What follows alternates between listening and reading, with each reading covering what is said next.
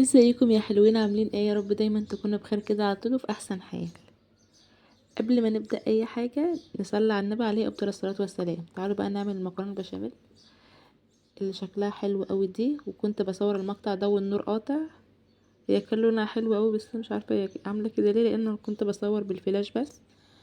كنت عايزه اتغدى وكان النور قاطع بقى في الوقت ده، فمش هتغدى. كنت عايزه اقطع العيال اكلهم يعني وكده، ولحد ما احنا بقى النور يجي فقلت اصور المقطع دوت عشان خلاص بقى اقطعها. شايفين حلوة ازاي؟ سهلة اوي اوي اوي وبسيطة كده وما فيهاش اي يعني اسمها ايه، اي لعبكة كده. هي سهلة اوي وطعمها حلو جدا. انا من النوع اللي بحب المكرونة بتاعتي اوي، واي حد بياكلها بيقول لي طعمها تحفة، وبالذات يوسف جوزي بتعجبه جدا. انا حاطه على وشها على فكرة جبنة موتزاريلا وبيض، حاطه الاتنين مع بعض. كل مرة بحط بيض بس او جبنة، فالمرة دي حطيت الاتنين بصراحة. انا بقى حطيت زبدة وحبة زيت صغننين كده وشوحت فيهم اللحمة.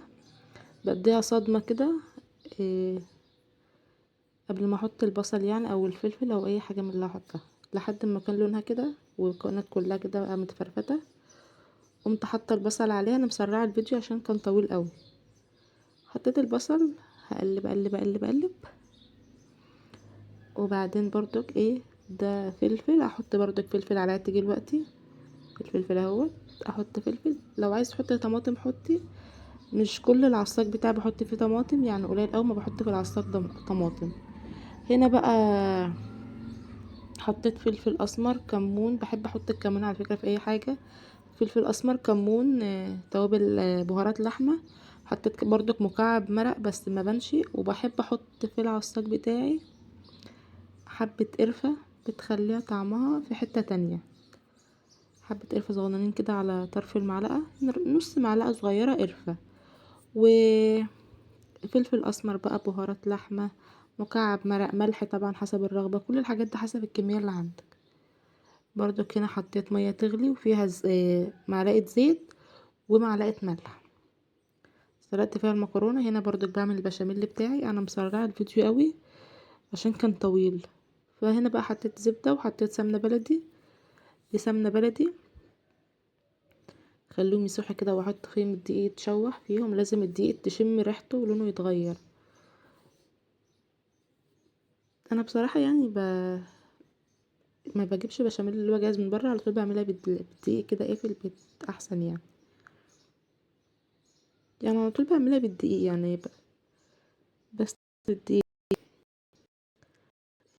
هنا لقيتها يعني عايزة تبقى صيصة اكتر دقيق كريمي كده.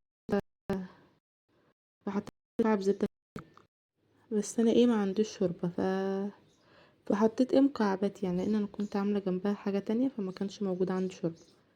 هنا بقى حطيت المكعبات برضو شوحتها في الدقيق.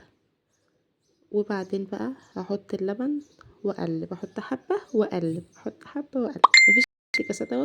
دي حاجة بشاميل جدا. ممكن تحط فيه جبن، تحط فيه الطهي. الطهي بتخليه في حتة تانية. انا اسفة بقى على المقطع بتاع التصوير دوت. انا كنت المفروض اظبط شوية بس الستاند اتحرك وانا ما خدتش بالي. هنا بقى حطيت بشاميل على المكرونة.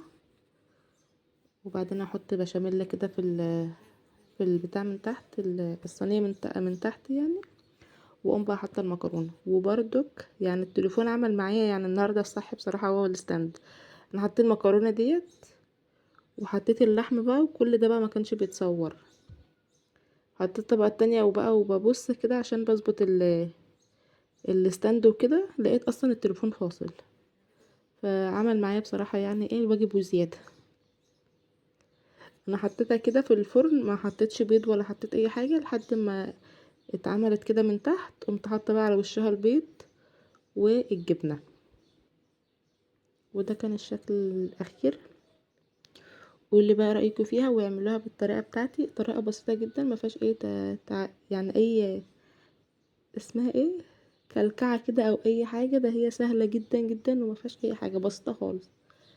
بس جربوها برضو، لو عندكم كريمة طهي حطوا عليها على البشاميل، بتخليه في حتة تانية. الجبن بصراحة انا مش من النوع اللي بحب الجبن، ما حطيتش في البشاميل اللي بتعمل، عشان انا مش من النوع اللي غاوية الجبن قوي يعني. بحب طعم البشاميل كده من غير جبن، ممكن احطها على الوش ماشي، في النص اللي على طبقة الجبنة ماشي، لكن احطها في البشاميل ما بحبهاش بصراحة. بس كريمة الطهي هتخليه في حتة تانية، لو عندك حطي، ما كانش عندي بصراحة. اسيبكم بقى في رعاية الله، واللي ما حطيتوش لايك يحط، واللي ما اشتركليش في القناة يشترك عشان يوصل لكم مني كل جديد. اسيبكم في رعاية الله يا حبايب قلبي.